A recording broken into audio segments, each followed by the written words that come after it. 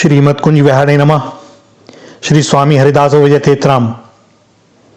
श्री प्रियालाल जी की अहेतु की करुणा कृपा के फलस्वरूप 2.5 वर्ष पूर्व श्री सद्गुरु जन्म शताब्दी महोत्सव में ठाकुर श्री गोरीलाल जी के कुंज में संतों के दर्शन संग का परम दुर्लभ अवसर मिला। श्री महाराज जी और बाबा अलबेली शरण जी और प्रेम बाबा के स्नेह के कारण वहां होने वाले सभी महोत्सवों का निमंत्रण श्री जू और स्वामी जी की कृपा से मिलता है। 30 मई से आरंभ हुए और 7 जून तक चलने वाले नवदिवसीय महामहोत्सव में श्री मलुक पीठाधीश्वर स्वामी श्री राजेंद्र दास जी महाराज के मुख से श्री मद्भागवत और गोपी गीत पर अमृत रस वर्षण हो रहा था।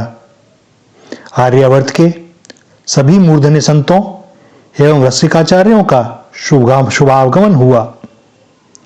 प्रातः ही कुंज में पहुंचा तो द्वार पर ही प्रेम बाबा मिले। प्रेम नेत्रों से छलकने लगा। वे तभी श्री निधिवन राज से लौटे थे और बाबा अलबेली शरण जी को निधिवन का प्रसादी चरणामृत चंदन और प्रसाद देने जा रहे थे। उन्होंने दास का हाथ पकड़ा और ले चले बाबा के पास। महामहोत्सव के कारण सुदूर प्रांतों से आए भक्तों श्रद्धालुओं से कुंज अटा पड़ा था। बाबा बाल भोग ले रहे थे। देखा तो प्रसन्न हो उठे।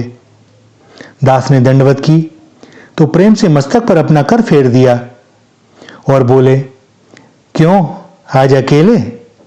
बहन जी कहाँ हैं? कहा बाबा से, आ रही हैं वह अपनी सखी के साथ भिन्न साधन से।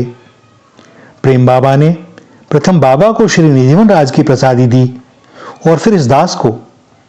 बाबा ने स्वामी जी की प्रसादी दास को दी और फिर दोबारा देते हुए कहा कि यह बहन जी को दे देना। आहा, परम रसिक बाबा अलबेली शरण जी की कैसी अद्भुत अनुकंपा। उनकी कृपा तो उनकी कृपा है, उनकी कृपा की बात न पूछो। बाबा अलबेली शरण जी के यहां से निकले तो आरती का समय हो गया था। अपार जन समूह आरती के उपरांत महाराज जी ऊपर खड़े हो गए ताकि व्यवस्था न फैले और सभी उनके दर्शन कर सकें। दास ने जाकर पैर पकड़ लिए, मुस्कुरा उठे अभय मुद्रा में, संकेत से कहा कि कथा श्रवण करके ही जाना। अलबेली शरण बाबा और महाराज जी के दर्शन कर ऐसा प्रतीत होता है कि मानो बालक को अपनी खोई हुई मां मिल गई हो। और वे भी ऐसा ही स्नेह करते हैं जैसे गौमाता अपने बछड़े से करती है। बहुत से संतों के दर्शन हुए। आत्मा को मानो बहुत दिनों बाद छक्कर प्रेम प्रसादी आहार मिला। अंतर में कोई बोल उठा कि प्रत्यक्ष सत्संग में खूब जाना चाहिए, न जाने किस दिन संत की नजर पड़ जाए। ठाकुर जी को प्रत्यक्ष मानकर दर्शन करो। जिस दिन भाव बन गया और नैन से नैन मिल गए, उस दिन किसी तरह से ठाकुर हमें देख लें, संत हमें देख लें, हम उनकी नजर में आ जाएं, तो कल्याण में कैसा विलंब। क्योंकि कृपा वात्सल्य तो उनके नेत्रों से अनवरत छलकता ही रहता है। श्रीधाम प्रेम भूमि है, ब्रजरज प्रेम प्रदान करती है। तो जब प्रेम प्रबल उठता है तो इंद्रियां आत्मा की दास हो जाती हैं और देह प्रेम रस की अनुगामिनी हो जाती है। प्रेम में कठोरता हो ही नहीं सकती। रस ही रस, ऐसा रस जो पात्र की कठोरता को भी द्रवीभूत कर दे। वह कहते हैं ना, जैसे सिंगनी का दूध वह स्वर्ण पात्र में ही टिक सकता है, अन्यथा वह पात्र को फाड़ देता है। इसी प्रकार प्रेम है, यह हृदय को कठोर रहने ही नहीं देता। जो भीतर सो बाहर, रस का ही पात्र और पात्र में भी वही रस। यह शांत रस नहीं है। प्रतिक्षण इस रस में उत्ताल तरंगें उठती रहती हैं। इसे संभालना बड़ा दुष्कर।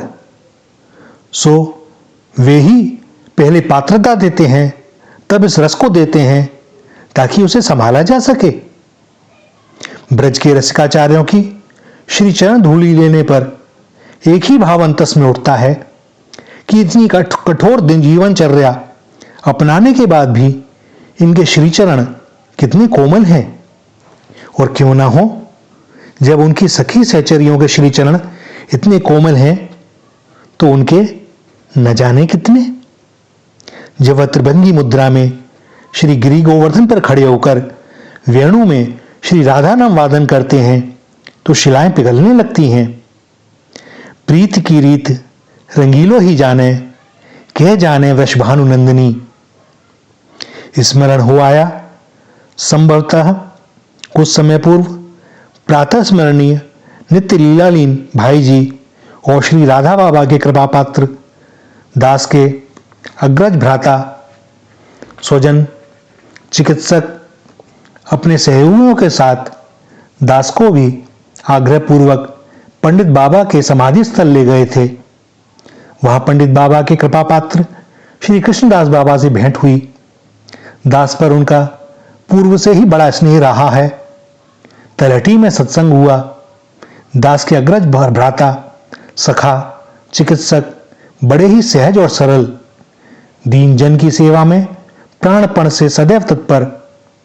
बाबा कृष्णदास ने एकाएक शांत गंभीर वातावरण में कौतुक की कंकड़ी फेंकी और बोले, डॉक्टर साहब, तनिक हमारी टेस्टिंग करके अब ये बताओ कि मेरो हृदय इतना कठोर क्यों है, जा में प्रेम चौना है। कोई उत्तर न सूझा, और सूझे तो तब जब कोई हो। वे और हम सभी मुस्कुरा उठे। गोपी गीत पर रसवर्षण करते हुए स्वामी राजेंद्र दास जी ने किन्हीं संत प्रवर से हुई उनकी वार्ता का संस्मरण सुनाते हुए बताया कि यह अनुभव सिद्ध बात है कि किसी को तीव्र वैराग्य की इच्छा हो तो माता नर्मदा का आश्रय ले, ज्ञान की इच्छा हो तो मां गंगा का आश्रय ले, और प्रेम रस में डूबने की इच्छा हो तो ब्रज में रहकर श्री यमुना जी का आश्रय ले। मां नर्मदा के आश्रय मात्र से ही हृदय में स्वतः ही वैराग्य प्रकट होगा। मां गंगा के आश्रय मात्र से अनपढ़ के हृदय में भी ज्ञान स्वतः ही प्रकट हो जाएगा। और जो श्री यमुना महारानी का आश्रय लेगा वह प्रेम रस में डूबेगा ही। पाएगा कौन? वही जो आश्रय लेगा। देवाधिदेव महादेव शिव शंभो घूंघट काढ़े गोपी रूप में यहां यूं ही नहीं बैठे हुए। मां लक्ष्मी आज भी श्रीधाम में प्रवेश हेतु श्री यमुना जी के पार वे बेलवन में अनवरत तपस्या कर रही हैं। अरे ब्रजवासियों, श्यामा श्याम की तुम पर अनिवर्चनीय कृपा है।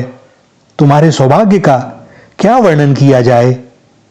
नेति नेति अरे नैनन में श्याम समाए गयो, मोहे प्रेम को रोग लगाए गयो। नाम महाधन है अपनो, नहीं दूसरी संपत्ति और कमानी। छोड़ अटारी अटा जग के, हमको कुटिया ब्रज माही बनानी। टूक मिले रसिकन के सदा, और सेवें सदा यमुना महारानी। हमें और की परवाह नहीं, अपनी ठकुरानी श्री राधिका रानी। अपनी ठकुरानी श्री राधिका रानी। श्री राधा श्री राधा श्री राधा।